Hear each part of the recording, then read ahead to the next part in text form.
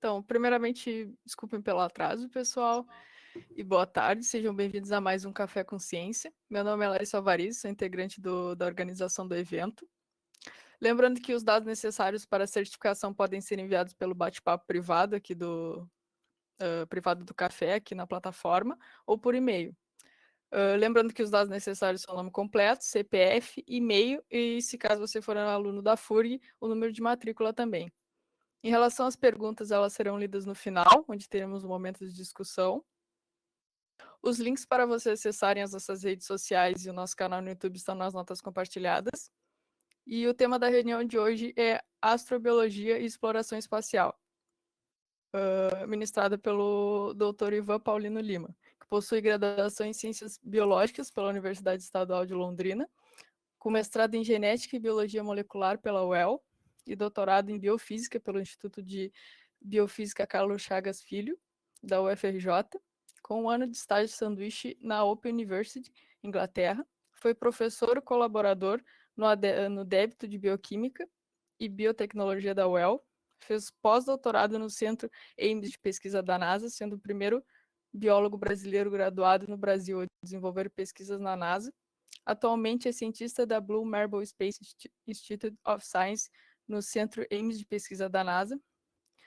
Atua como microbiologista no preparo de amostras biológicas que serão utilizadas em experimentos dentro de um satélite a ser lançado em órbita na Terra. É cofundador e coordenador da Rede Brasileira de Astrobiologia e colaborador no Núcleo de Apoio à Pesquisa em Astrobiologia. Tem experiência na área de microbiologia, engenharia genética e radiobiologia, atuando principalmente nos seguintes temas: resistência às radiações, astrobiologia, biologia espacial e biologia sintética. Bom, agora eu passo a palavra ao Dr. Ivan e boa palestra a todos. Obrigado, eu queria agradecer a todos por essa iniciativa e parabenizar também essa oportunidade de divulgar a ciência, né, num tema tão fascinante como esse, que é a astrobiologia e exploração espacial. Bom, então eu preparei essa apresentação, começando um pouco de como que um biólogo, né, escolhe uma área de atuação e vai trabalhar num centro como a NASA. Então, uma parte do meu currículo já foi lida aí, né? Eu fiz a graduação em Ciências Biológicas na UEL e sempre tive um gosto muito grande assim pelas ciências exatas, por física, astronomia. E então, durante o curso de graduação, eu conheci um grupo de astrônomos, né, astrônomos amadores lá em Londrina, o Grupo de Estudo e Divulgação de Astronomia de Londrina, o GEDAL. E foi a primeira vez que eu observei o céu por um telescópio, né? Eu já estava na graduação, imagina. Nunca tinha tido a oportunidade de observar pelo telescópio, né? E constatar que a natureza, né, que a gente observa é muito maior do que o que a gente experimenta no nosso dia a dia. E ter aquela sensação, né, da natureza acontecendo diante dos meus olhos foi uma coisa transformadora, assim, na minha vida, né? Porque foi um momento que eu tive a convicção de que talvez a minha escolha de carreira não era necessariamente o que estivesse ali à minha volta, né, as opções que estavam ali para mim. Mas eu fiz o meu curso, né, de ciências biológicas, fiz os estágios regulares em mutagênese e em citogenética vegetal, e acabei fazendo microbiologia, que eu fiquei fascinado, né, com o mundo microscópico também, né, com os experimentos de laboratório. E fiz o meu TCC e meu mestrado lá com a professora Márcia Cristina Furlaneto, que foi assim um período de aprendizado muito grande, assim, essa rotina de laboratório, né? Mas foi tanto o meu TCC quanto o meu mestrado foi desenvolvendo metodologias de transformação genética para controle de pragas da agricultura, que é uma coisa que o campus ali tem uma vocação nessa área de agronomia, né, de ciências agrárias. Mas para meu doutorado eu queria algo que fosse realmente relacionado à astrobiologia, que eu vou introduzir o termo, apresentar o termo aí para vocês, né? O que é astrobiologia. Então, para o meu doutorado eu queria algo que fosse bem diretamente relacionado a isso, e em 2006 teve um congresso, um workshop de astrobiologia no Rio de Janeiro. E foi quando eu conheci a minha orientadora de doutorado lá, a professora Cláudia Lage, e apresentei uma ideia de projeto para ela, nós montamos o projeto, e aí eu fui aprovado em segundo lugar lá no Instituto de Biofísica, né, de Carlos Chagas Filho, que tem o nível 7 da CAPES, então um nível de excelência, né, Então foi quando eu tive a oportunidade de desenvolver experimentos testando os limites de resistência à radiação de uma bactéria chamada Deinococcus radiodurans, que é um dos micro-organismos mais resistentes à radiação que existe. Então a ideia foi simular experimentos, simular condições espaciais, condições fora da Terra, de radiação, né, considerando baixa pressão, baixa temperatura, e os efeitos dessa radiação nessa bactéria, tentando, então, expandir os limites do que é possível para a existência de vida fora da Terra. Então, nós fizemos esses experimentos no Brasil, no exterior, passei um ano na Inglaterra, numa bolsa sanduíche, lá em Milton Keynes, e durante esse ano eu fiz experimentos em vários países também da Europa. Quando eu voltei, em 2010, eu fiquei sabendo que uma pesquisadora da NASA, que é minha supervisora até hoje lá na NASA, a Lynn Rothschild, ela ia estar no Brasil para um evento da escola chamada Escola Avançada de Astrofísica, do IAG, em Campos do Jordão. Então, era uma semana de curso ali, e eu fiz coincidir, né, a data da defesa da minha tese com o período que ela ia estar aqui. Convidei ela para ser banca da minha tese de doutorado, ela aceitou, e ela já era referência dos meus estudos, né, nos meus trabalhos, e deu tudo muito certo, né, e com isso eu meio que criei uma oportunidade para eu fazer uma pesquisa de pós-doutorado na NASA, isso em 2010. Então, eu submeti um projeto para a CAPES, no final de 2010, e durante o período de análise, né, eu consegui uma posição de professor temporário de bioquímica. Essa foto aqui nesse slide eu trabalhando lá no laboratório de bioquímica, no departamento de bioquímica e biotecnologia da UEL. Então, eu exercia a profissão ali de professor com as pessoas que foram meus professores, né, agora meus colegas de trabalho ali. Foi um período muito bacana. Mas foi breve, porque logo recebi a notícia da CAPES de que tinha sido aprovado o meu projeto. Então, essa vaga de professor é uma vaga temporária, professor temporário, né? Então, eu negociei lá com o chefe do departamento para eu ficar apenas 6 meses, né? E com a CAPES eu prolonguei ao máximo o início da minha bolsa de pós-doutorado na NASA. Então, eu comecei em 2011, em agosto de 2011, então esse ano vai fazer quase 10 anos que eu estou ali na NASA, né? Então, eu consegui a bolsa da CAPES, fui para lá em 2011 fazer uma pesquisa de pós-doutorado. Então, chegando lá, eu tinha submetido o projeto de pós-doutorado para a NASA também, para o programa de pós-doutorado da NASA, e foi aceito. Então, como eu não podia usar as duas bolsas ao mesmo tempo, eu negociei com a CAPES para usar primeiro da CAPES e com o programa de pós-doutorado da NASA também. E assim que acabou a bolsa da CAPES, eu comecei da NASA, depois eu voltei para o Brasil, e aí em 2015 eu fui convidado para trabalhar na missão espacial, que eu vou falar mais adiante nessa apresentação. Então, hoje eu sou responsável pelos experimentos biológicos que estão em órbita da Terra nesse momento, né, no satélite, foi lançado em 2018. Vou mostrar um videozinho breve aqui sobre essa missão.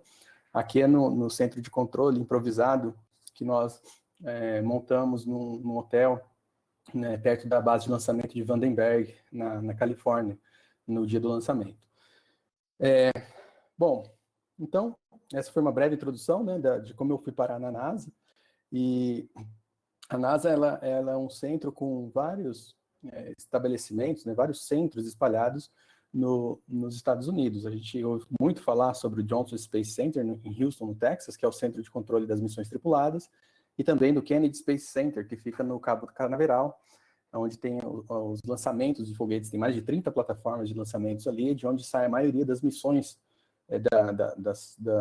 das sondas, né, que vão explorar outros planetas, e também de missões de carregamento, de resupply para a Estação Espacial Internacional. Mas, como vocês podem ver, tem vários centros, e o centro onde eu atuo é o Ames Research Center, que fica no norte da Califórnia, que é, na verdade, no coração do Vale do Silício, onde tem empresas de alta tecnologia, como Google, Facebook, Apple, Microsoft. Todas essas empresas de alta tecnologia têm sedes ali no Vale do Silício. E essa é uma fotografia aérea do campus do Centro Ames de pesquisa da NASA. Tem um túnel de vento gigantesco aqui, a maior estrutura de simulação experimental de aerodinâmica para testes em aeronaves e espaçonaves. Tem um prédio aqui que é o teste de simulação vertical. O ministro Marcos Pontes, né, o astronauta Marcos Pontes, astronauta brasileiro, treinou nesse prédio aqui. E tem o prédio de ciências da vida, Life Science Building, dentro da NASA, né? Porque a gente sabe que a NASA tem tem vários segmentos destinados ao estudo da vida. Tem Space Biology, tem Astrobiology, tem Earth Sciences, né? Tudo com muita relação com biologia. Então, eu fiquei muito fascinado com esse tema lá atrás, em 98, quando eu entrei na faculdade, que foi o ano que a NASA fundou o Instituto de Astrobiologia, aqui mesmo, nesse centro da NASA. Então, foi um privilégio muito grande poder estar atuando nesse centro e conhecendo os pesquisadores que atuam nessa área. A NASA, ela faz parceria de pesquisa com vários institutos. Ela é uma empresa do governo que terceiriza serviços, inclusive o serviço de pesquisa. Com isso, ela consegue contratar, através desses institutos, pesquisadores estrangeiros. Porque para ser pesquisador contratado diretamente pela NASA, precisa ser cidadão americano. E eu não sou cidadão americano. Então, isso permite que a NASA contrate esses pesquisadores estrangeiros, que compõem, na verdade, 80% dos funcionários da NASA. E esses contractors, que a gente chama, né, esses terceirizados, eles são PIs, investigadores principais de projetos, de grandes missões também, e não necessariamente são estrangeiros, tem muitos americanos que também são contractors da NASA. Então, tem vários institutos, como esses que eu estou mostrando, e o que eu atuo é o Blue Marble Space Institute of Science, que é composto por pesquisadores jovens, né, na sua grande maioria, estão envolvidos com divulgação científica, como é essa atividade que nós estamos fazendo aqui, e atuam em temas na fronteira do conhecimento e multidisciplinares, né, que tem muita relação com a astrobiologia. Então, eu vou passar esse primeiro vídeo. Vamos ver se vai dar certo aqui, que eu já deixei carregado. Eu só preciso achar. Vocês estão vendo minha tela, né? Eu só preciso achar aqui a apresentação, o link. Espera só um pouquinho.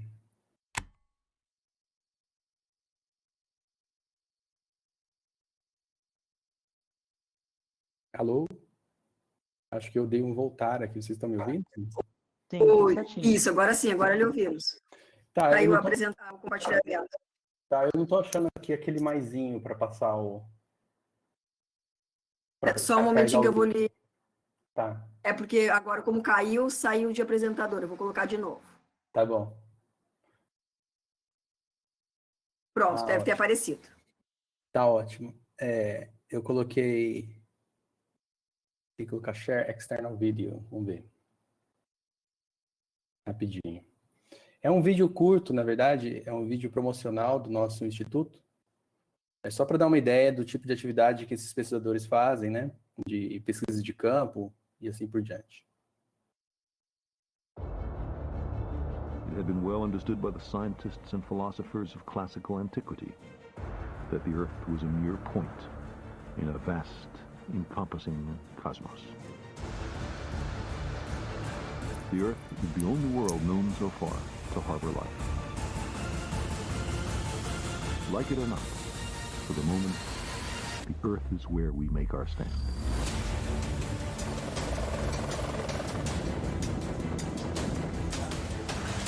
Topside, this is sub 6. The runway is clear, you go for takeoff. The students do not normally have an opportunity to see this. Control panel, secure the aircraft source. This place is amazing. This is unbelievable.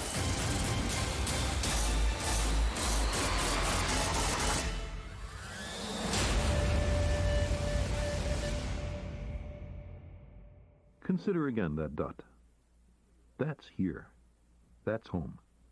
That's us.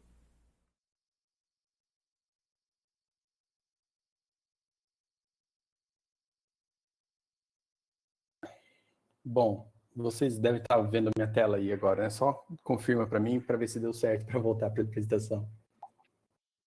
Está carregando.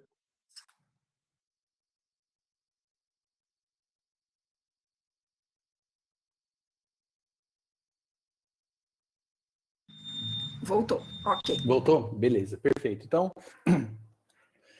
Alguns de vocês, né, espero que muitos de vocês devem ter reconhecido a voz do Carl Sagan, né, que é um dos grandes divulgadores científicos, né, que fez bastante sucesso com a série Cosmos na década de 80, né, e liderou várias missões da NASA, e um dos grandes divulgadores de ciência.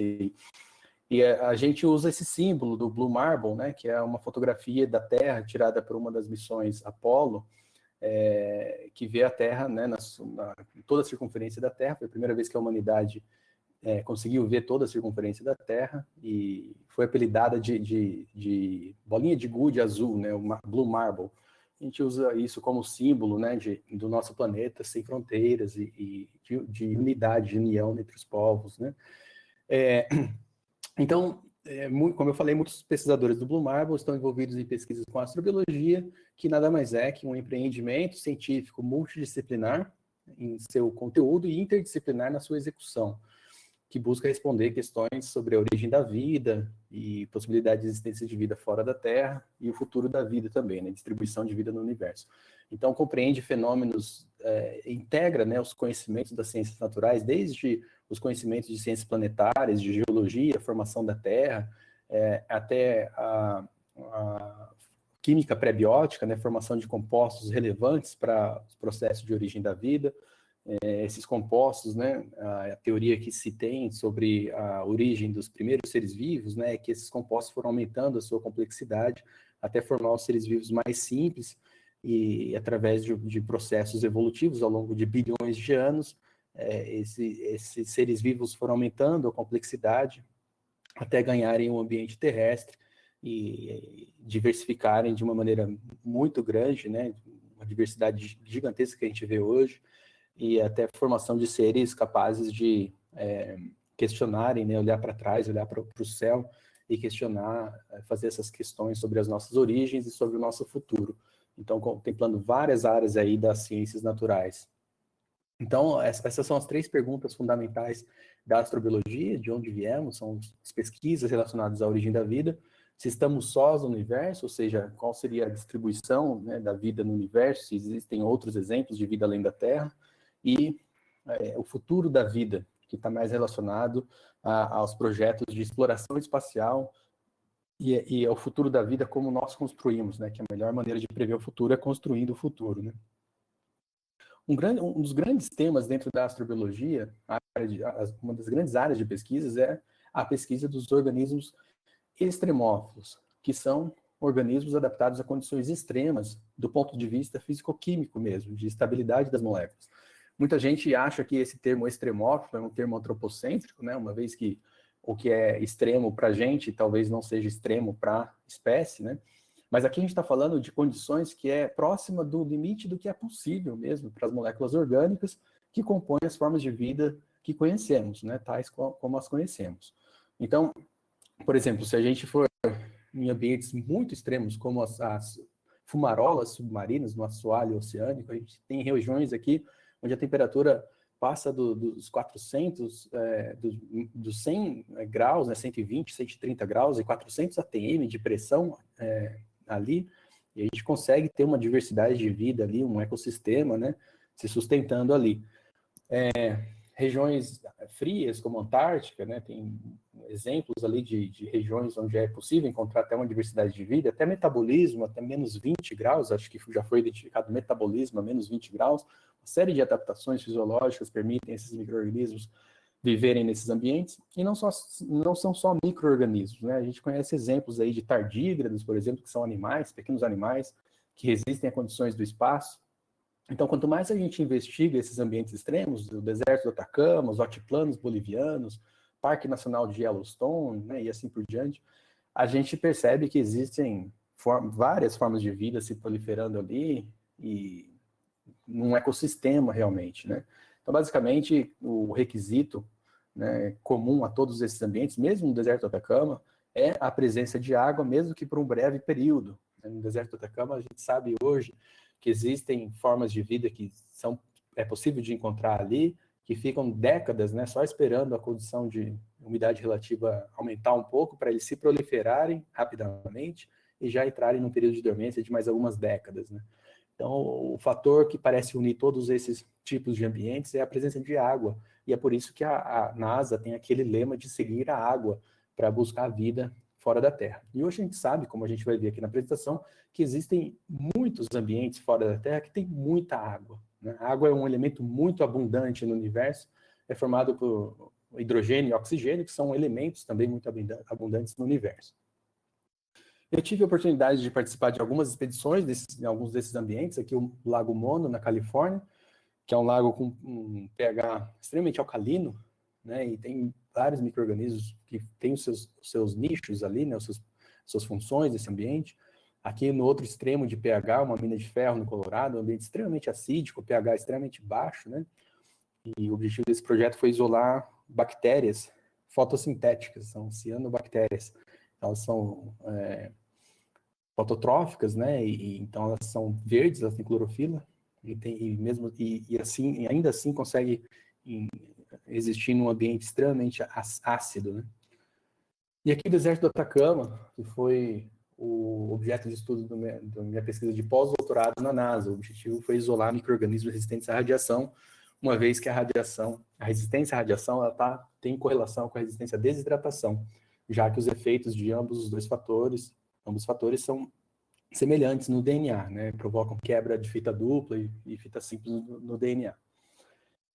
Então, esse aqui é o laboratório, as linhas de pesquisa do laboratório da doutora Lynn Rothschild. Vocês podem ver, são várias linhas de pesquisa, temas bem diversificados, desde biowires, que seriam fios, né, biológicos, biomining, biomateriais, bioimpressão, biologia sintética fora da Terra, que deu origem à missão espacial que eu vou falar mais para frente nessa apresentação, exploração humana utilizando recursos in situ, através de cianobactérias, sistemas livres de célula, origem da vida, pesquisas com halofílicos e limites da vida, que é a linha de pesquisa onde eu atuo. Então, o estudo de extremófilos, particularmente os resistentes à radiação, projetos de miniaturização de componentes eletrônicos para as missões espaciais, busca de vida fora da Terra, e aqui tem o iGEM. Eu não sei se vocês já ouviram falar desse termo iGEM, né? International Genetically Engineered Machines, que é uma competição de biologia sintética que acontece todo ano desde 2004, e de 2004 para cá, o número de projetos, o número de participantes aumentou muito, né? Basicamente, se trata de um programa onde alunos de graduação, eles passam um tempo em alguma instituição de pesquisa desenvolvendo projetos que eles tiveram ideia, né, ao longo de alguns meses, que lá nos Estados Unidos é durante o verão, de junho a agosto, e eles desenvolvem esses projetos, então, de pesquisa, e no final do ano, em outubro, apresentam esses projetos numa conferência no MIT. Então, todo ano tem essa competição. O ano passado não teve, por motivo da pandemia, e então nós não tivemos os alunos lá no nosso laboratório, mas a gente participa desde 2011 nessa competição de biologia sintética com os alunos das universidades de Brown University e de Stanford University, que são as universidades onde a professora Lynn Rothschild é professora. Então, dentro da astrobiologia, né, existe, voltando, né, para o tema da astrobiologia, existe esse site astrobiology.nasa.gov, que traz um documento que é um relatório das linhas de pesquisa dentro da astrobiologia que vão receber financiamento do governo federal americano nos próximos 10 anos. São os Decadal Surveys, né? A NASA faz esses relatórios anuais, de décadas, né? Para várias áreas de ciências planetárias, para ciências da Terra, para sensoriamento remoto, e a astrobiologia tem o dela também. Esse documento ele pode ser baixado gratuitamente nesse site, para vocês terem uma ideia do que está sendo pesquisado em termos de astrobiologia. É muito interessante esse documento, né? Foi publicado em 2015, então o próximo vai ser publicado em 2025, daqui a 4 anos. Bom, agora falando mais especificamente, né, dentro da astrobiologia, dentro daquela questão se é possível, quais são as pesquisas que estão sendo feitas para responder essa pergunta, se é possível encontrar formas de vida fora da Terra, a gente pode quebrar essa questão em duas partes. Primeiro, a busca por vida fora do sistema solar, que são basicamente os exoplanetas. Exoplanetas são planetas que orbitam outras estrelas que não o Sol. E uma das principais missões de busca por exoplanetas é o telescópio espacial Kepler, que foi lançado ali no começo da década passada, então, em 2010. Acho que ele foi lançado em 2009 e começou a operar em 2010, 2011. Trata-se de um telescópio que ficou voltado para uma região do céu entre as constelações de Lira e do Cisne, e o tamanho dessa região no céu equivale ao tamanho da nossa mão, né? Se você esticar o braço e apontar para o céu, fechar a mão, aquela área que a sua mão cobre no céu é mais ou menos o tamanho dessa área que esse telescópio ficou monitorando, né, nos últimos vários anos, né, desde 2011.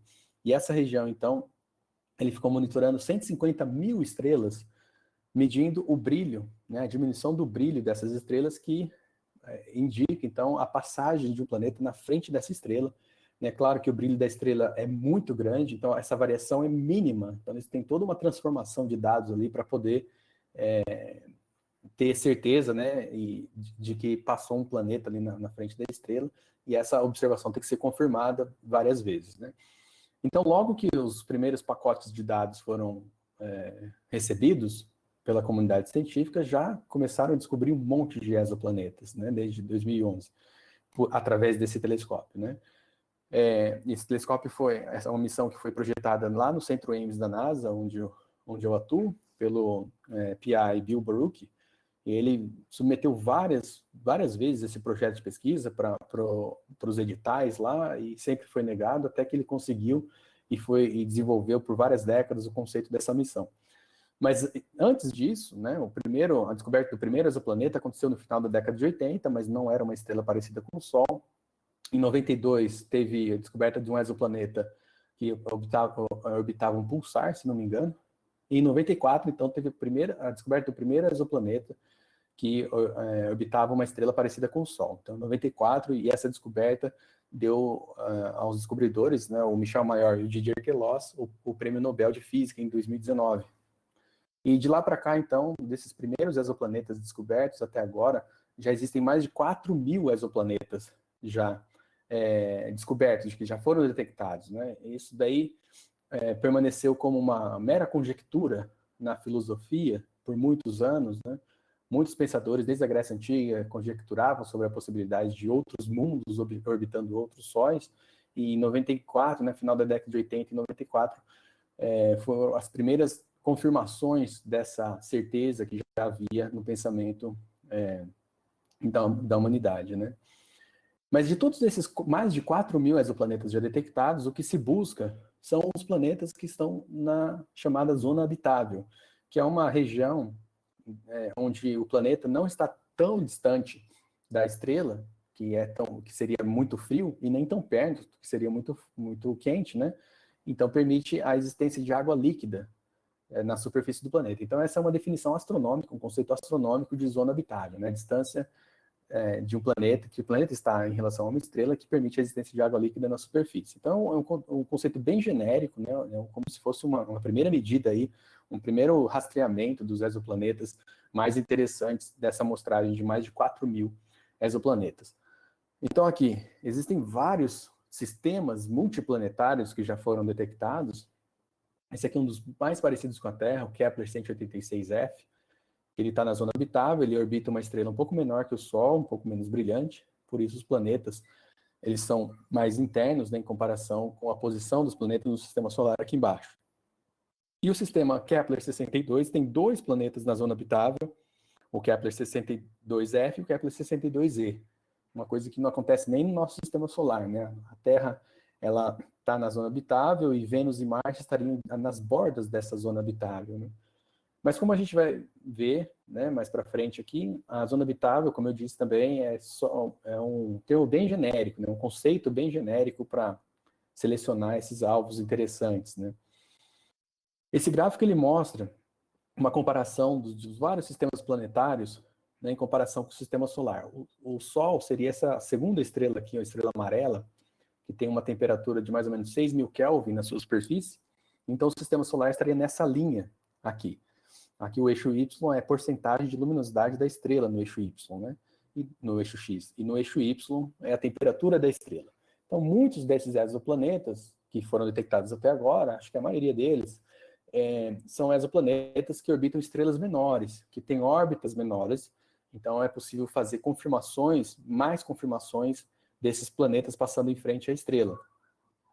Porque planetas cuja órbita demora 1 ano, como a Terra, eles demoram mais tempo, demoraria mais de 3 anos para se confirmar. Então, a maioria dos planetas são pequenos, orbitam estrelas menores, né, dos que já foram descobertos até agora.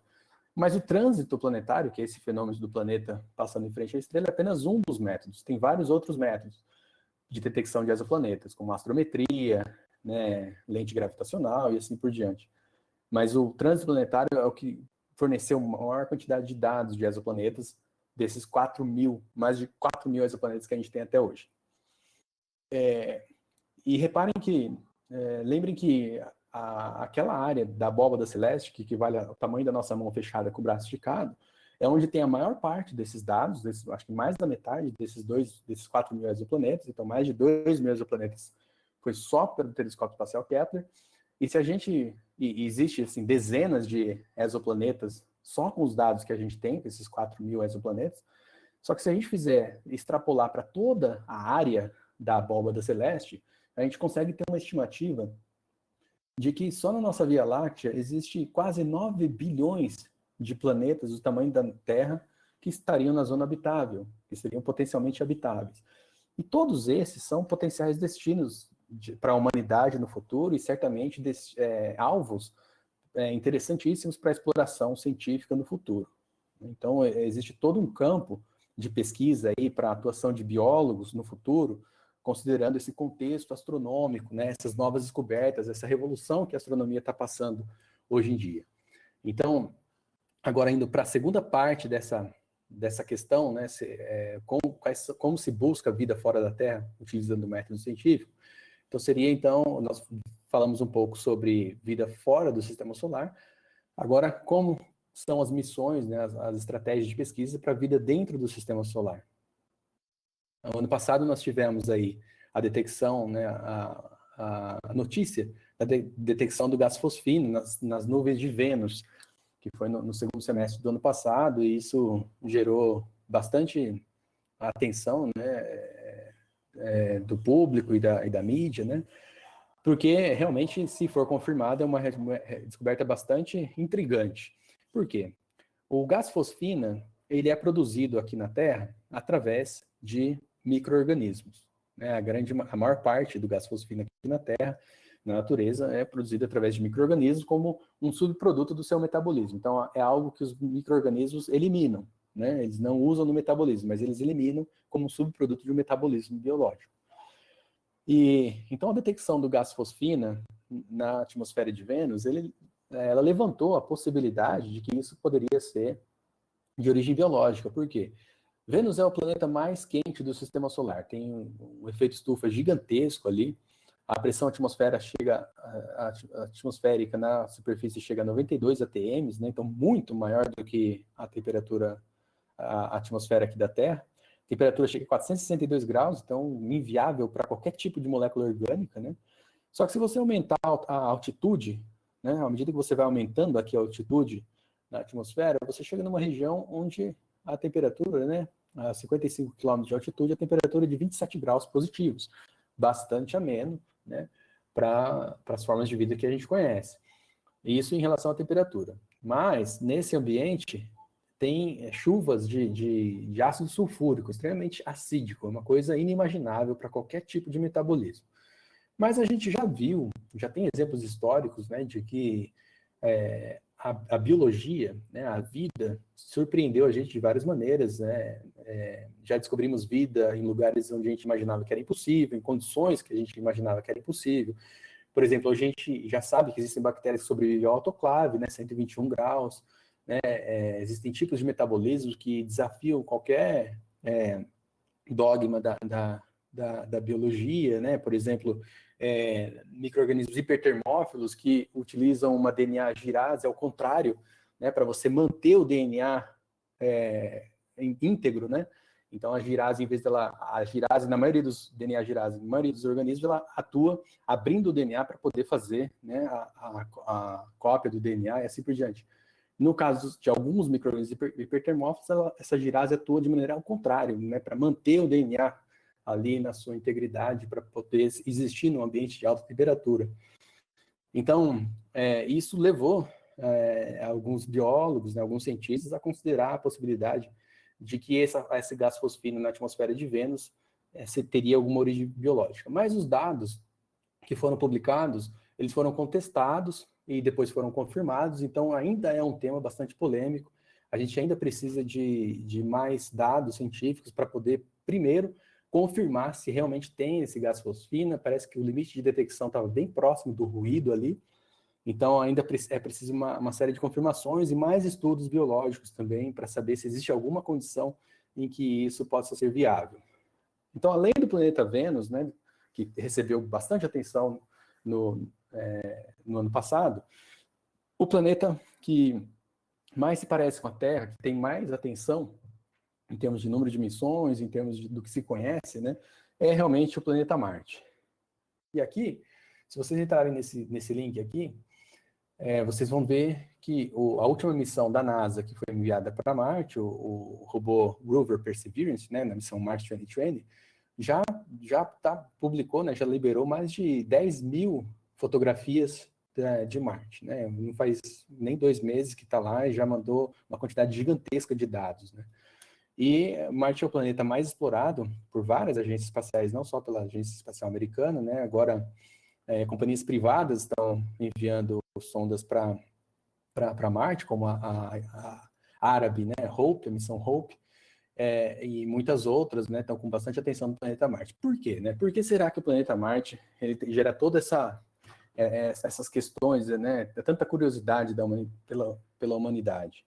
Marte, como eu falei, é o planeta mais parecido com a Terra em termos de geologia, composição química, existem todos os aspectos morfológicos ali, tem penhascos, leitos de rios extintos, né, minerais hidratados, o eixo de rotação é inclinado, né, 24 graus, parece com a inclinação aqui da Terra, então isso gera a presença de estações, né, Marte tem estações, o período do dia também é muito parecido com a Terra, 24 horas e 40 minutos, então uma série de fatores ali, e é muito próximo da Terra também, né, um dos vizinhos aí da Terra.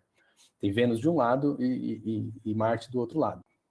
E a cada 2 anos é possível enviar missões devido ao alinhamento dos planetas, né? Então, a cada 2 anos, daqui para frente, a gente vai ver novas missões indo explorar o planeta vermelho, e a NASA tem um objetivo de de enviar uma missão tripulada para Marte em menos de 2 décadas. Então, um objetivo bastante ambicioso, né, e tem relação com a terceira pergunta da astrobiologia, que é o futuro da vida, né, que seria, então, a expansão da presença humana para além da Terra. A gente teve o programa Apollo, entre 69 e 72, que enviou 12 seres humanos para a superfície da Lua, entre 69 e 72, que foi o mais longe que a humanidade já foi. E isso durava em torno de 3 dias para ir, mais 3 para voltar, né? Então 1 semana no máximo, cada missão Apollo para a Lua, né? Uma missão para Marte levará aí 7 meses de ida, e chegando lá você não pode simplesmente voltar para trás e vir embora, porque precisa esperar o alinhamento dos planetas. Então, a missão duraria entre 3 e 4 anos, uma missão de ida e volta para Marte. Então, seria a maior aventura da humanidade, muita tecnologia se desenvolvendo, e cada uma dessas tecnologias sendo retornada de alguma forma para a sociedade da Terra, né? Outros alvos do Sistema Solar bastante interessantes para a astrobiologia uma lua de Júpiter chamada Europa, que ela é uma lua...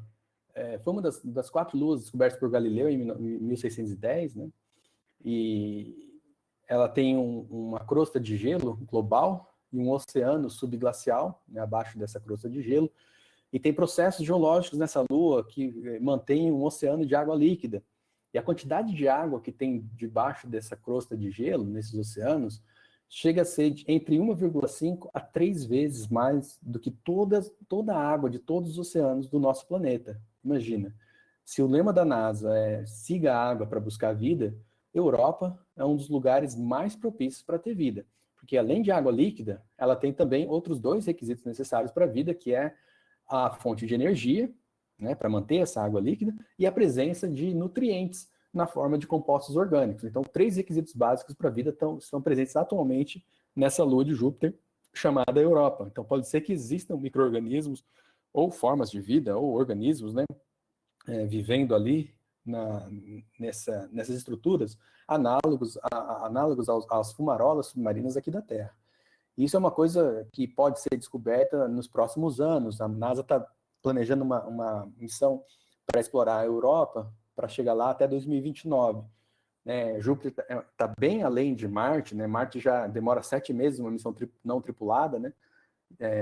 Júpiter está bem para lá, então demora vários anos para chegar até Júpiter. Mas existe toda essa expectativa aí para grandes descobertas em Europa. Assim como a Europa tem uma outra lua agora do planeta Saturno, chamada Encélados, que tem basicamente a mesma composição, a mesma estrutura geológica, com um oceano global, subglacial, e geysers, né? Na Europa também tinha esses geysers, esses vulcões de cristais de água, né? Vulcões que lançam essa água que rapidamente se congela no espaço, e como essa lua é bem menorzinha, tem 500 quilômetros só de diâmetro, essa ejeção de cristais de água com compostos orgânicos, ela atinge uma altitude muito mais elevada e até contribui para a formação de um dos anéis de Saturno, né, esse material que sai de Encélados. E existem missões já sendo desenvolvidas, sendo planejadas para explorar esse sistema também. Então, tudo que a gente conhece hoje de exploração espacial, dos planetas, né, de informações mais reveladoras de cada um desses alvos do Sistema Solar foram obtidas através das inúmeras sondas que foram enviadas para esses alvos ao longo das últimas décadas, ao longo das últimas poucas décadas, né, se for comparar com todo, né, o contexto científico, o contexto do pensamento humano. Como eu falei, a NASA tem esse objetivo de mandar uma missão tripulada para Marte em menos de 2 décadas, e tem vários programas dentro da NASA sendo desenvolvidos, né, em termos de pesquisa científica, programas de exploração e desenvolvimento de tecnologia para permitir que esse objetivo seja alcançado. E assim, eu dou palestras sobre astrobiologia desde a minha graduação, então faz mais de 20 anos que eu dou palestras sobre esse tema e sempre ouvi falar sobre isso, né? Mas agora existe um componente novo que injeta um ânimo muito maior nessa perspectiva de exploração, né, de uma missão tripulada para Marte, que é o componente da iniciativa privada. Empresas como SpaceX, Boeing, Lockheed Martin, Blue Origin, tem várias empresas privadas que estão colaborando, contribuindo com recursos próprios, né, recursos privados, para o desenvolvimento de sistemas e tecnologia para permitir que isso aconteça, através do programa Artemis, ou Artemis, da NASA, de retorno à Lua e ida a Marte. Então, esse programa já está em período bastante avançado. A NASA tem a sua versão de um foguete ultra potente, né? A SpaceX também está desenvolvendo o Starship, né, que vai permitir viagens constantes para a Lua e para Marte no futuro bem próximo. E a NASA reconhece o poder da biologia, especificamente da biologia sintética, nessa grande empreitada, nesse grande empreendimento humano. Hoje em dia, a biologia sintética ela tem utilizado vários processos biológicos através da engenharia genética, né? E hoje em dia a gente tem não apenas o poder de ler o código genético, mas também de escrever novas sequências que nem existem na natureza, circuitos genéticos, né, para otimizar os processos biológicos. Então, aqui um exemplo, né, de uma cultura de cianobactéria, que seria então cultivada ali para a produção de vários compostos, né, desde alimentos e roupas e estruturas, né, que poderão ser utilizados ali, fármacos, muitos compostos, né, que utilizam micro-organismos hoje em dia na indústria serão transferidos para um possível estabelecimento de ocupação humana na Lua e em Marte, né? E a biologia sintética tem uma função muito especial nesse processo, no sentido de otimização desses processos biológicos. E as cianobactérias têm uma função muito importante, porque elas são muito baratas para crescer, precisam apenas de gás carbônico, ou algumas fixam, além do gás carbônico, fixam nitrogênio também, atmosférico. Elas precisam apenas de radiação solar, um pouco de calor e água, e alguns micronutrientes e recursos minerais que estão presentes em Marte, né, tanto a água quanto esses recursos minerais, e elas são capazes de produzir uma variedade de compostos, né, desde combustíveis, e como eu falei, né, de alimentos e vestimentos, e esses compostos eles podem ser utilizados para o crescimento de outros organismos e sustentar, né, teoricamente, uma ocupação, né, humana em Marte. Então, baseado nessa visão da NASA, né, em 2011 nós recebemos o primeiro time de alunos das universidades de Brown e Stanford para desenvolver um projeto que eles bolaram ali de transformar uma cianobactéria com o gene de produção da produção e secreção, né, da sacarose. Então, basicamente, fazendo com que uma anabaena, né, uma cianobactéria chamada anabaena, secretasse sacarose para o meio de cultura e essa sacarose pudesse ser utilizada por uma outra bactéria chamada Bacillus para, então, produzir uma série de compostos, né? O Bacillus é utilizado, né, na biotecnologia para a produção de várias coisas aí. E seria, então, uma demonstração de tecnologia. Então, isso foi feito em 2011 e os alunos foram premiados e tal. Em 2013, nós recebemos a visita de representantes da DLR, que é a Agência Espacial Alemã, apresentando uma plataforma de satélite deles. Eles iam fazer os experimentos deles nessa plataforma, nesse satélite. Eles ofereceram uma vaga para algum experimento biológico da NASA para poder embarcar junto com eles. E nosso projeto foi selecionado, então, a partir de 2013, esse projeto de iGEM virou uma missão espacial e recebeu o nome de esse satélite tinha o nome de Euglena Combined Regenerative Organic Food Production in Space, que é EUCROPS. Esse é o acrônimo que eles criaram, né? Eles iam fazer um experimento com uma alga chamada Euglena e ia crescer tomates também ali no satélite deles. Então, no lado da NASA, nós demos o nome do nosso experimento de Power Cell, então um tipo de célula produzindo condições, né, de energia para crescimento de outro organismo, por isso Power Cell. Então, demonstrando o conceito de Power Cell para a produção de outros organismos. Então, demonstra a capacidade, né, de exploração humana da Terra, de Marte e da Lua. E transformação genética, que é utilizada em laboratórios de biotecnologia, foi pela primeira vez feita no espaço, em 3 níveis de gravidade diferentes, como eu vou falar aqui para vocês. Então, demonstra o poder a capacidade de realização de experimentos de biologia sintética no espaço. E mais outros 2 experimentos, a produção de proteínas, baseado num gene reporter da beta-glucuronidase,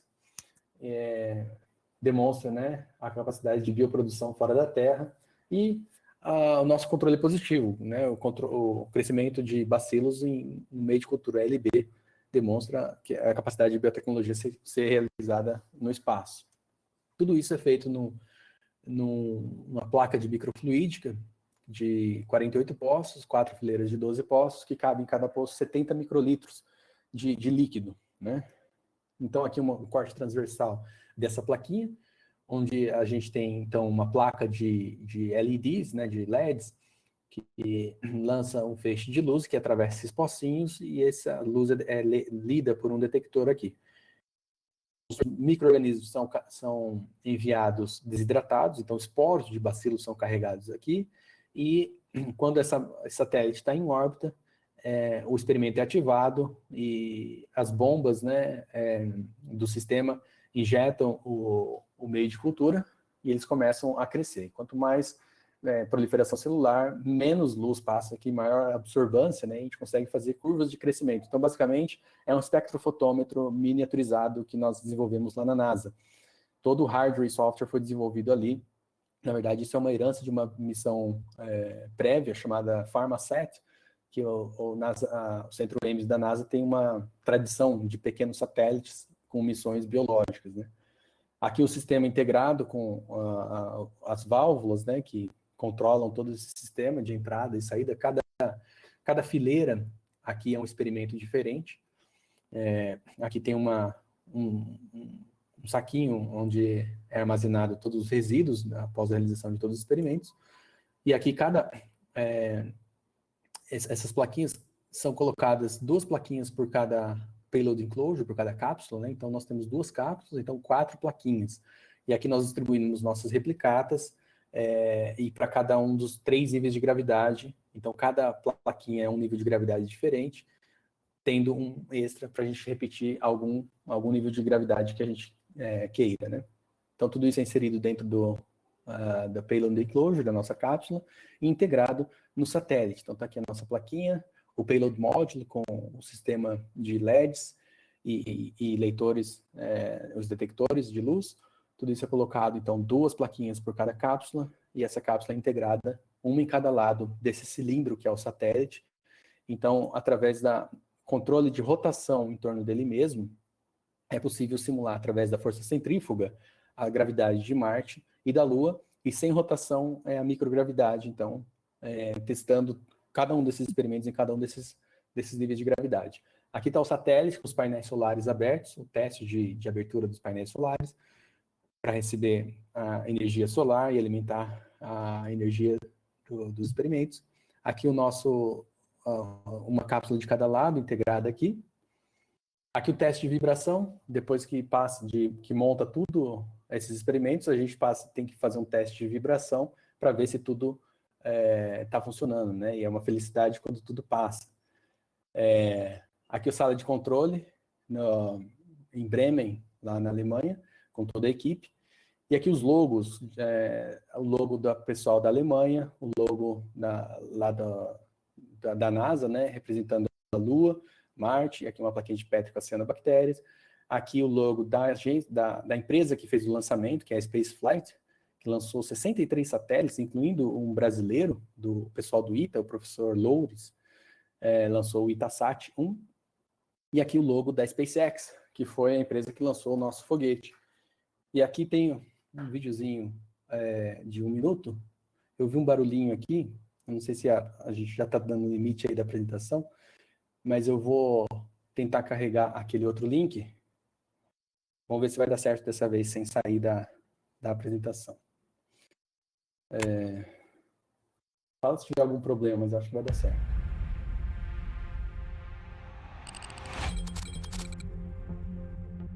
Stage 2 is pressing flight. Launch reactor on countdown 1. We are go for launch.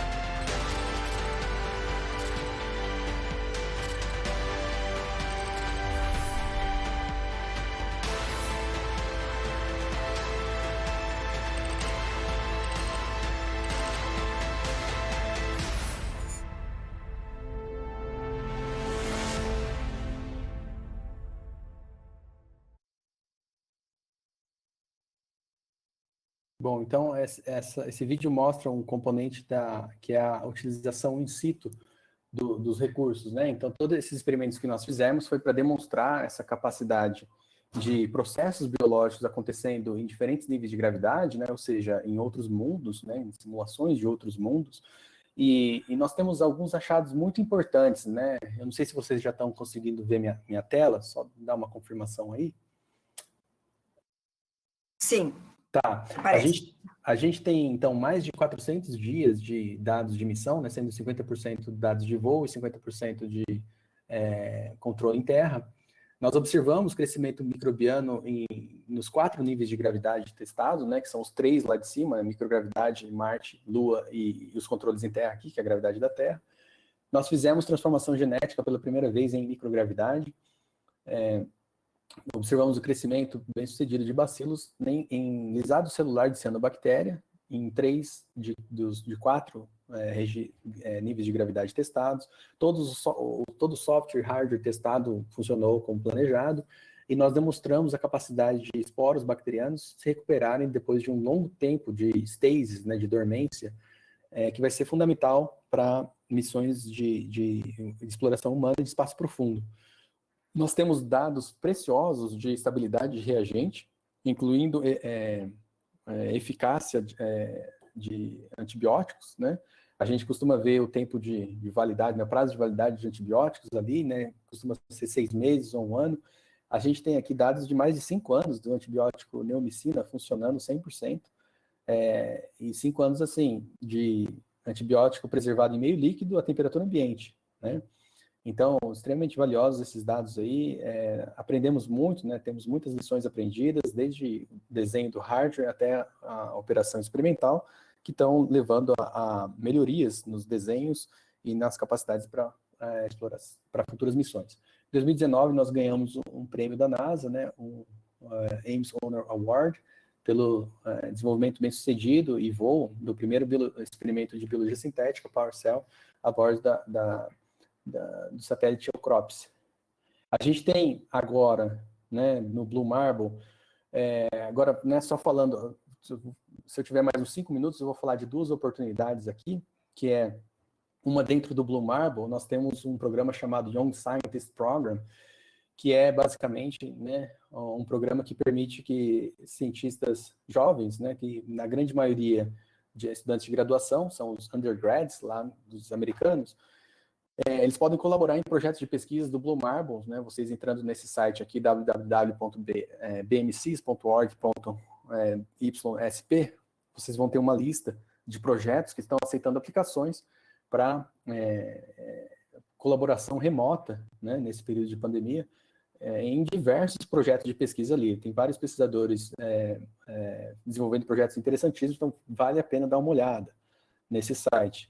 E a outra coisa que eu gostaria de falar, antes de encerrar a apresentação, é um concurso anual da NASA sobre assentamentos espaciais, que é voltado para o público, para os alunos até 18 anos. Então, o pessoal aí da biologia, né, da licenciatura, que vai atuar com ensino de ciências, ensino de biologia, tem essa oportunidade aqui, que é uma oportunidade anual, voltada para alunos de até 18 anos. Então, aqui está o site, https://space.nss.org/settlement/nasa/contest.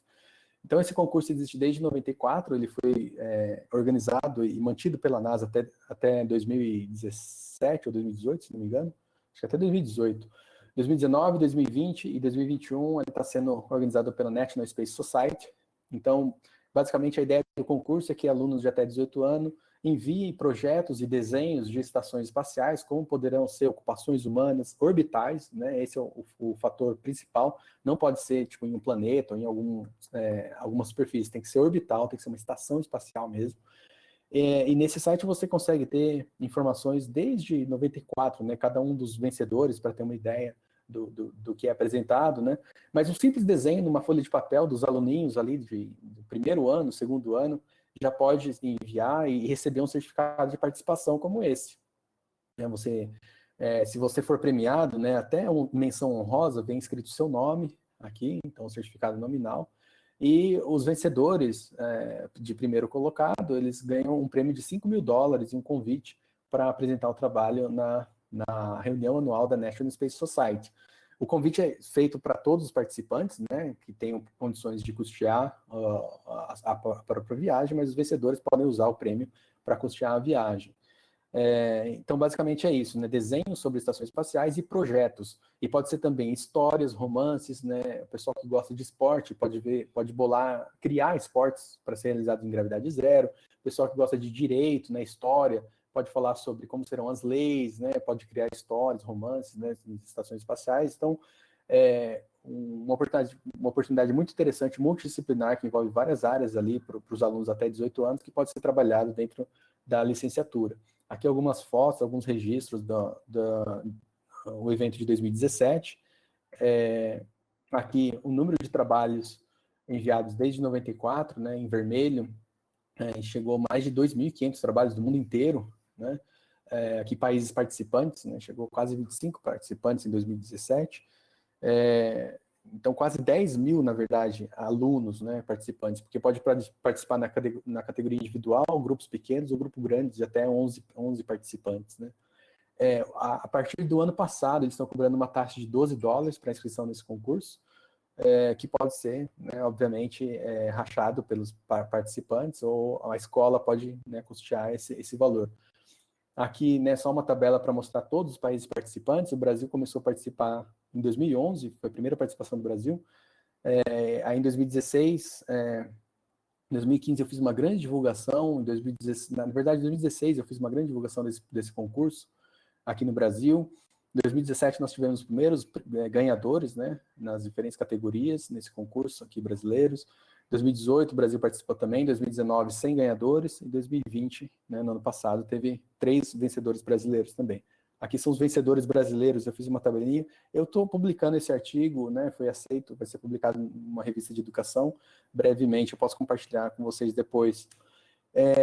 Aqui só para falar dos vencedores de 2017, que foi o primeiro ano que teve vencedores brasileiros, incluindo o primeiro prêmio por mérito literário para um aluno de 6 anos, com um projeto chamado Sonic World, um estudante de Tatuapé, em São Paulo, o João Paulo Guerra Barreira, que é esse aluninho, que ele tem 2 livros publicados, é poliglota, palestrante hoje em dia, né, é um ponto meio fora da curva, mas a oportunidade é aberta para todos os alunos, né, da rede pública ou particular. Essa aqui é a aluna Isabela, de Marília, né, da escola onde eu me formei, lá em Marília. Ela ganhou com esse desenho Transmission Station, né, um desenho a lápis, sem colorir, numa folha de papel, né, ganhou menção honrosa. E aqui os alunos da escola Antônio Pedro Ribeiro, de Mogi das Cruzes, sendo recebidos pelo prefeito ali, né, eu tive a oportunidade de participar do lançamento de um jogo, que veio 2 anos depois dessa premiação, lá em Mogi das Cruzes, dei uma palestra lá para os aluninhos, auditório lotado, participação do prefeito, foi muito bacana. Então você vê o impacto que um projeto como esse tem na comunidade. Então foi muito bacana mesmo, o pessoal desenvolveu um game, né, para aplicativo, o jogo Astro, que pode ser baixado na plataforma Google Play.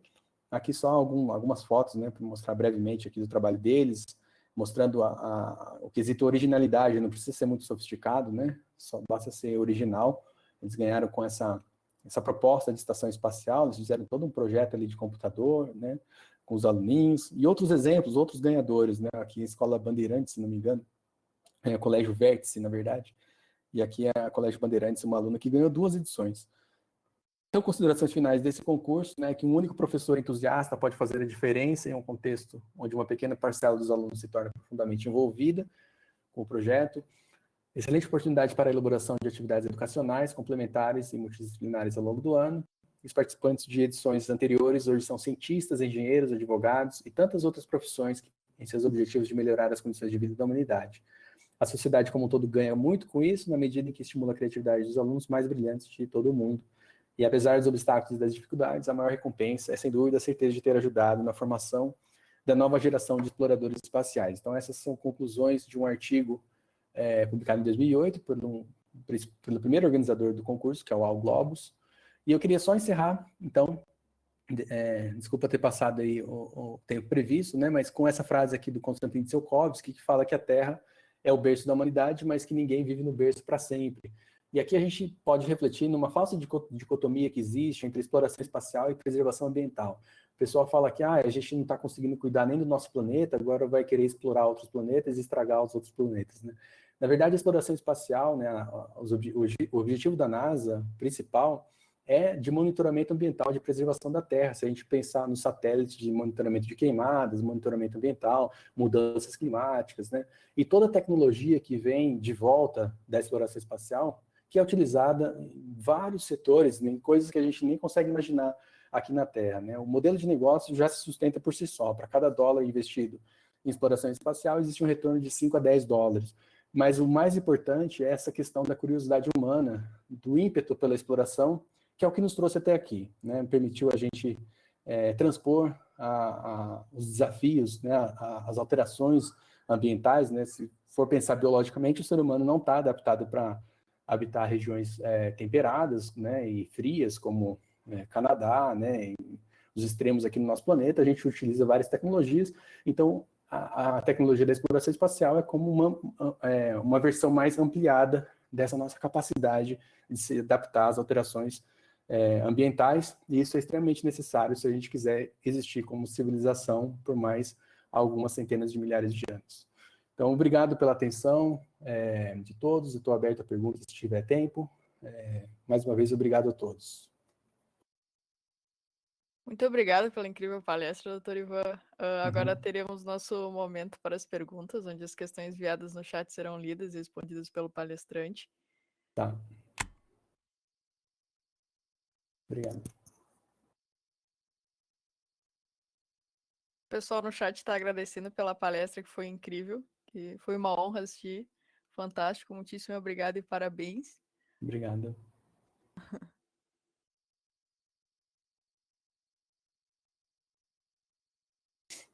A professora Daza perguntou sobre a durabilidade do antibiótico. Foi realizada alguma alteração na estrutura? Olha, não, a gente não fez nenhuma alteração, né? A gente não esperava que ia ter essa durabilidade tão longa. Na verdade, essa era uma grande preocupação nossa, porque poderia comprometer o experimento de transformação genética, uma vez que esse era o nosso marcador de seleção, né? Resistência à neomicina. Então, ao longo de vários anos, nós fizemos... Na verdade, tem vários pontos ainda lá na NASA para ser analisados, né? Um experimento de longa duração de eficiência da neomicina. E era a nossa grande preocupação, né? A estabilidade dos reagentes. E a gente foi testando, né? Eu bolei um experimento com vários pontos de análise, né? Experimento a perder de vista, assim, justamente porque já existia essa possibilidade dos experimentos ter que ficar em dormência por um longo período, e ficou mais de 2 anos os esporos carregados lá dentro do satélite, integrado, dentro da cápsula integrada no satélite, a gente esperando uma oportunidade de voo. E, paralelamente, eu no laboratório fazendo esse monitoramento, a cada 3, 6 meses, 1 ano, né, ia fazendo essa análise da viabilidade dos reagentes e também dos esporos. Então, isso foi uma grande preocupação nossa. Então, a gente não fez nenhuma alteração na estrutura da neomicina, mas foi uma descoberta, né, que uma das descobertas que nós fizemos, né, dessa eficiência, dessa preservação da eficiência de antibiótico, foi uma coisa totalmente inesperada. A gente já estava até se programando para trocar todos os experimentos no satélite, ia demandar, né, um aporte maior de recursos, né, estava bem, assim, preocupado mesmo, mas no final deu tudo certo, os resultados indicaram que estava tudo ok, e a gente então acabou lançando e deu tudo muito certo, né, foi muito bacana mesmo.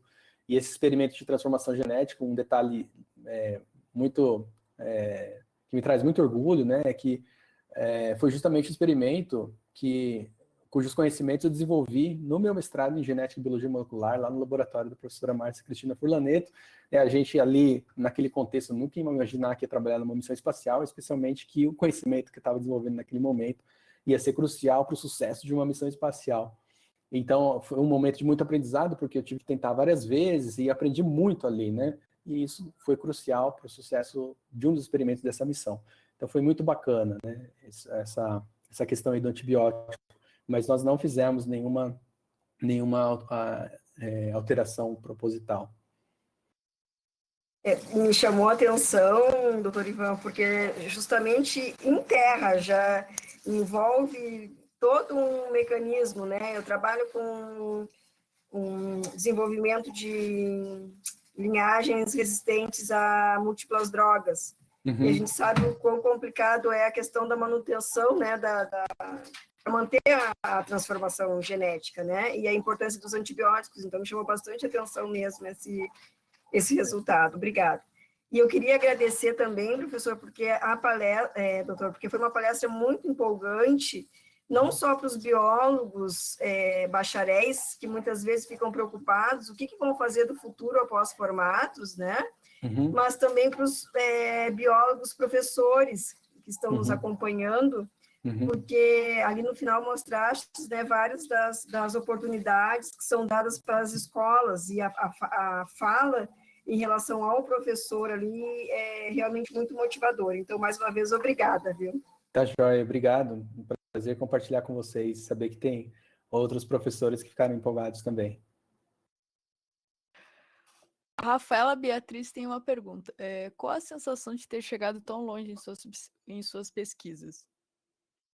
Olha, eu não sei porquê, mas eu sempre acho que tô começando ainda, né? Tem tanta coisa para ser explorado que eu não acho que eu não tenho essa sensação de que eu cheguei lá, sabe? Eu acho que quanto mais eu investigo, mais eu vejo o tanto que tem para ser explorado, para ser pesquisado, né? Então, ainda mais saindo aqui do Brasil, né? Do contexto do Brasil, chegando numa agência espacial, né? Chegando lá, você vê que você é uma faísca da faísquinha, né? E tem pesquisadores que são referências e fazem projetos sofisticadíssimos, né? Estão na fronteira do conhecimento. Então é sempre, eu acho que é uma sensação gostosa, né? Porque você nunca vai ter essa sensação que chegou no fim da sua carreira, porque sempre vai ter coisas para se pesquisar. Então eu acho que a sensação é essa, a sensação de cada vez mais ter um mundo, né? E na verdade, no caso aqui, outros mundos para se descobrir, coisas interessantes para se descobrir. Existe muito preconceito com o brasileiro? Uma pergunta da Daza. Olha, eu fui para uma região em que tem muita diversidade, né? O Vale do Silício, ele tem muitas culturas, muitos povos ali, né? Uma influência europeia muito forte. Tem o povo europeu, tem os asiáticos, né? Chineses, indianos, japoneses, coreanos. Então, por causa disso, por causa dessa diversidade, eu não sofri muito preconceito ali, não, né? Eu sofri um pouco de preconceito quando eu tive, né, o meu período ali na Inglaterra, mas foram casos isolados, né? Você vê que é da personalidade da pessoa. Os ingleses, eu não tenho nada que reclamar dos ingleses, são extremamente gentis, né? Mas essa questão do preconceito, eu conheço, né, pessoas que, né, reclamam, né? Mas comigo nunca aconteceu, não, assim, no Vale do Silício, né? É claro que é desproporcional, né? Ou você comparar, por exemplo, a questão da exploração espacial dos Estados Unidos com do Brasil, né? O Brasil tem uma agência espacial, que é a Agência Espacial Brasileira, a AEB, que existe há mais de 40 anos, né? O Brasil, mesmo com dimensões continentais, não tem ainda capacidade de lançar satélites. A gente viu recentemente o primeiro satélite feito no Brasil, né, produzido, testado e aprovado tudo aqui no Brasil, mas a gente não tem a capacidade de lançar, não tem foguete, apesar de ter o melhor local para lançamento de satélites, que é a base, o Centro de Lançamento de Alcântaras, lá, o CLA, né, no Maranhão. A gente não tem essa tecnologia ainda, né? Esse centro de lançamentos carece de muita infraestrutura. Hoje a gente tem um ministro, que é o Marcos Pontes, né? É um ministro astronauta, que está tentando desenvolver essa região, tentando fazer acordo com os Estados Unidos, mas o orçamento é muito limitado, né? É uma coisa, assim, como eu falei, é desproporcional, né? O orçamento da NASA é 20 bilhões de dólares anuais, 25 bilhões de dólares anuais no ano passado. O Trump aumentou, né, na gestão dele. Então é uma coisa assim absurda, né? Acho que do CNPq, se não me engano, é 2 bilhões de reais, né, anuais do CNPq. Da Agência Espacial é uma fração disso, né, da Agência Espacial Brasileira. Então é uma coisa que não tem como comparar. Mas questão de preconceito, eles são muito educados, né? Eles são muito tem uma ideia, um panorama muito mais amplo, assim. Então eu não sofri com preconceito. Existe um movimento agora, né, contra os asiáticos, né, as pessoas ignorantes, né, que falam, né, que esse vírus, né, do coronavírus, né, chamam de vírus chinês, que já está errado, né. Então tem casos ali de asiáticos sofrendo preconceito, um problema sério, né, que está acontecendo. Teve um atentado em Atlanta, né, mas brasileiro eu não tive nenhum incidente assim, não. A Rafaela Beatriz perguntou, você tem algum conselho para quem quer seguir nessa carreira? Olha, o conselho que eu tenho é ficar ligado nas oportunidades, né? No meu caso, eu cavei uma oportunidade, né? Eu fiquei sabendo que uma que uma pesquisadora da NASA ia estar no Brasil, e eu falei assim, não, né? Vou tentar coincidir com a data que ela está aqui, e eu tive a felicidade dela aceitar também, né? Ela já conhecia a minha supervisora de doutorado, a professora Cláudia Lage, então acabou dando certo. Então fica ligado nas oportunidades, né? Você nunca deixar de ler os assuntos que realmente te intrigam, né? Que no meu caso foi assuntos relacionados à astrobiologia. Eu, na minha graduação, primeiro, segundo ano, já dava palestra sobre astrobiologia nas escolas, né? Um trabalho voluntário. Cansei de fazer isso, né? Cansei não, né? Cansei é modo de falar.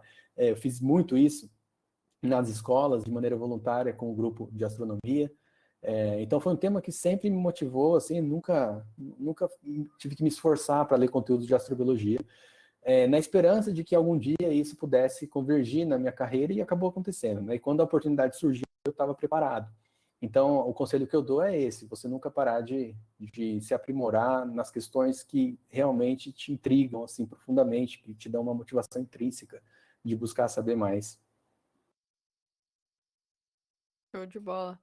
Eu acho que, não sei se mais alguém tem alguma pergunta, mas eu tenho uma pergunta, eu acho que é bem clichê, assim. Mas em relação, qual a tua opinião, o que que tu acredita, o que que tu acha em relação à vida inteligente fora da Terra, ou alguma, enfim, sobre esse assunto que eu acredito que seja... Então, a possibilidade de existência de vida inteligente, né, de civilizações. Eu acredito que seja possível, né, civilizações, né? Isso, para um biólogo, na verdade, os biólogos tendem a ser mais céticos, né? Por quê? Porque a gente conhece todos os processos, né, todos os fatores envolvidos na evolução de seres complexos, seres pensantes, né, características tão complexas como a inteligência, né? A gente sabe, né, dos eventos estocásticos e tal.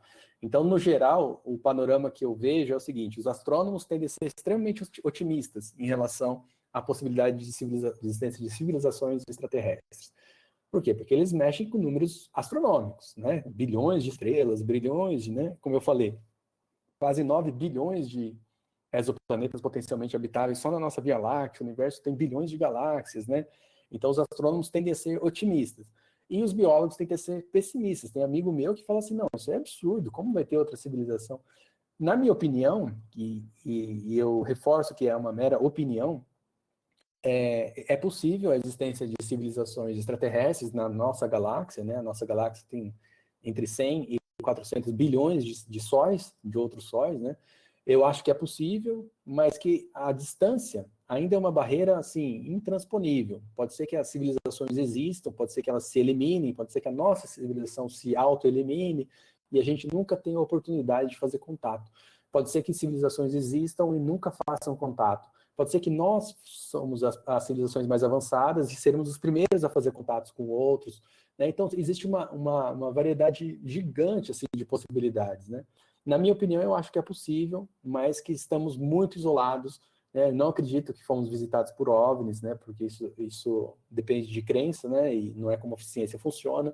Então, a ufologia não é uma ciência, né? Senão estaria sendo ensinado nas universidades. Mas eu acredito que seja possível, mas que talvez nós nunca vamos saber com certeza. Aí vem a questão dos projetos de busca por sinais de rádio, né, como o SET, que é um dos institutos que faz parceria com a NASA, o Search for Extraterrestrial Intelligence. É um tiro no escuro, é uma abordagem genuinamente científica, na minha opinião, porque usa o método científico, mas se baseia numa probabilidade muito pequena. Então, eu até apoio esses projetos através daquele protetor de tela, o SET at Home, que agora eles interromperam, né? Mas eu até suporto esse tipo de iniciativa, mas com baixa expectativa, né? De descoberta, né? De uma descoberta como essa. Mas, na minha opinião, é possível, sim. A gente tem que continuar procurando, mas com baixa expectativa de fazer contato, de fazer ou receber contato. Ok, muito obrigado por responder as perguntas. Eu acredito que não vai ter mais nenhuma pergunta, então acho que podemos finalizar por aqui. Mais uma vez eu agradeço pela palestra, doutor Ivan, foi realmente incrível. Obrigado. Tá joia, obrigado pela oportunidade, a presença de todos aí, e fico à disposição para uma próxima oportunidade. O pessoal está agradecendo no chat. Muito obrigado, pessoal. Então finalizamos por aqui mais um Café com Ciência. E até a próxima. Tá joia, obrigado, até a próxima.